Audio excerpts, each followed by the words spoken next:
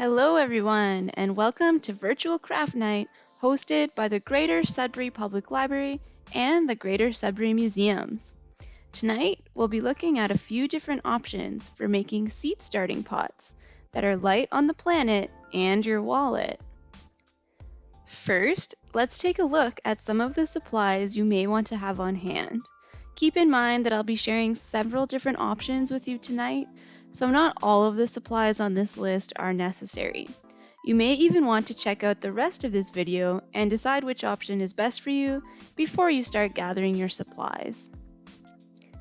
Some recommended supplies include citrus fruits, eggs, cardboard tubes, newspaper, recycled paper, egg cartons, flour, recyclable containers, a ruler, measuring cups and measuring spoons, a blender, scissors, a shallow bowl or muffin tin, spoon, chopping knife, a marker, and of course, potting soil and seeds.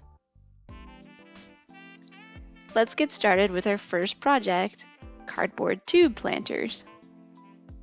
Start by cutting your cardboard tube in half.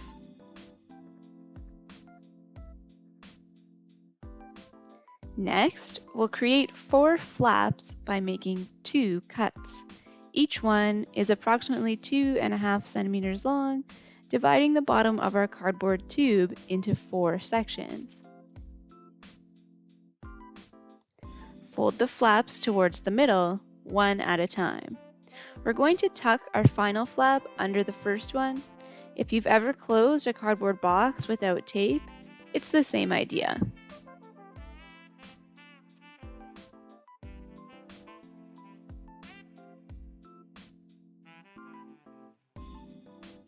Now that our shape is complete, all that's left to do is add a bit of soil and some seeds.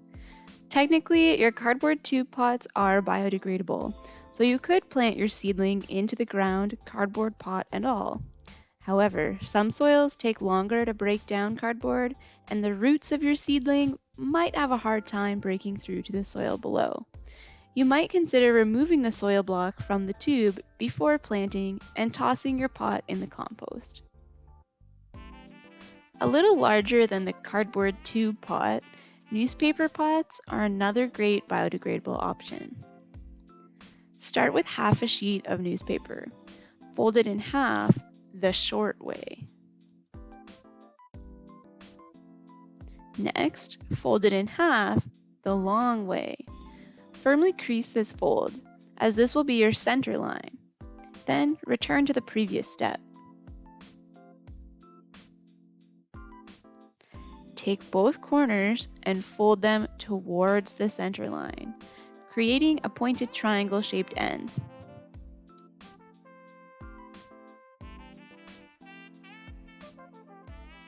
Take one layer of paper and fold it down to meet your triangle, remembering to firmly crease each fold as you go.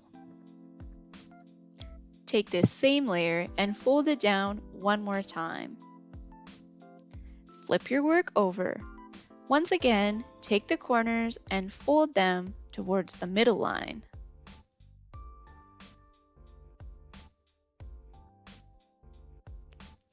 Fold the upper half of your paper towards the middle.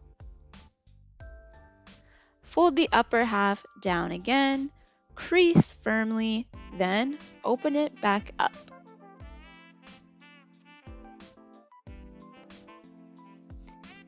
Now tuck the top half of your paper into the little pocket, almost like you're making an envelope. This part is a little bit tricky, but your previous folds should help you along. Flip your work over and fold the point of the triangle towards the center. Open it back up. Then take your point and fold it up towards the corner of the bottom left rectangle. We aren't going to crease this entire fold, just the little triangle at the bottom. This is going to help the bottom of our pot lay flat later on. Finally, go ahead and open up the pocket. Your pot should start to take shape on its own, but go around and crease all of the edges for a better form. Although many newspapers are now printed with soy ink, so are likely safe for use in your garden, if you are still concerned about planting these pots directly into your garden bed, simply remove your seedlings and soil blocks before planting them, or consider using non-colored, non-glossy newspaper. Moving on to the citrus rind pot. This one is super simple. Start by cutting your citrus fruit in half. I'm going to trim a bit off the bottom so that my pot will lay flat. Then hollow out the inside using a knife and a spoon, and that's all. Your pot is ready for soil and seeds. This last pot I'm going to show you how to make is a paper clay pot. Start with a pile of paper destined for the recycling bin. Tear it into tiny pieces and add it to a bowl or a blender. Cover your paper with water. If you are using a blender, now would be the time to hit the pulse button. Otherwise, you can continue adding and tearing your paper into tiny pieces and let the water turn it into a bowl of papery pulp. In this next step, we want to remove the water from the pulp. We can do this by simply grabbing pulp from the bowl and squeezing water out with our hand, or enlisting the help of a fine mesh sieve.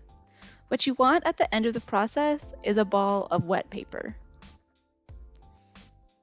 Now we're going to add flour to our mix to make it a bit gluey. The amount needed will depend on the amount of paper you have to work with, but I recommend starting with about a tablespoon or so and adding more as you go. Work the mixture in your hands until it sticks together well or has the consistency of modeling clay.